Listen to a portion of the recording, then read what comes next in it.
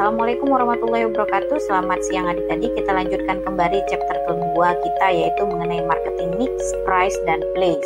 Masuk ke P yang kedua, yaitu price. Bagi pemasok, strategi harga adalah mekanisme finansial di mana pendapatan yang dihasilkan untuk mengimbangi biaya yang dikeluarkan untuk menyediakan layanan. Sedangkan bagi sisi konsumen, harga adalah kunci dari biaya yang harus dikeluarkan untuk mendapatkan manfaat, sehingga biayanya harus mempertimbangkan konsumen dan produsen.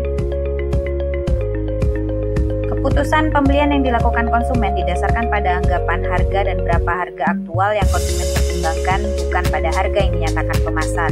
Sehingga dibutuhkan 3 pertimbangan kunci dalam penetapan harga, yaitu harga referensi, asumsi harga kualitas, dan akhiran harga. Terdapat 3 dasar penetapan harga, yaitu penetapan harga berdasarkan nilai, penetapan harga berdasarkan biaya, dan penetapan harga dengan pertimbangan internal dan eksternal lainnya yang mempengaruhi keputusan harga.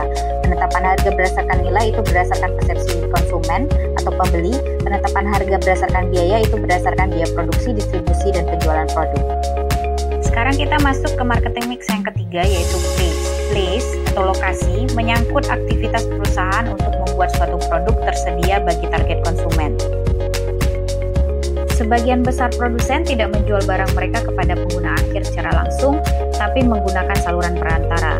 Saluran perantara adalah sekelompok organisasi yang saling bergantung dan terlibat dalam proses pembuatan produk atau jasa yang disediakan untuk digunakan atau dikonsumsi.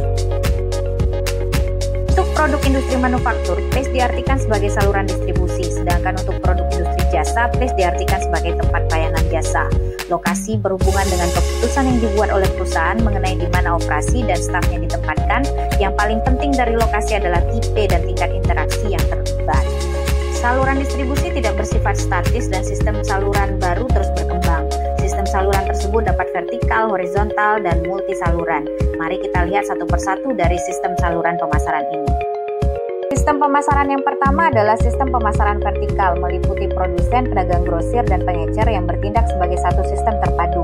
Salah satu anggota saluran, yaitu sang kapten saluran, memiliki anggota lainnya atau mewaralabakan mereka atau mempunyai kekuatan yang begitu besar sehingga mereka semua bekerja sama. Sistem pemasaran yang kedua yaitu sistem pemasaran horizontal, yaitu penyatuan sumber daya atau program oleh 2 atau lebih perusahaan yang tidak berhubungan untuk mengeksploitasi peluang pemasaran yang muncul. Sistem pemasaran yang ketiga yaitu multi saluran, terjadi ketika sebuah perusahaan menggunakan 2 atau lebih saluran pemasaran untuk menjangkau 1 atau lebih segmen pelanggan. Sekian saja pembahasan kita pada chapter kedua ini. Untuk chapter ketiga kita akan membahas mengenai promotion, people, physical evidence, dan proses serta penerapan bauran pemasaran. Terima kasih.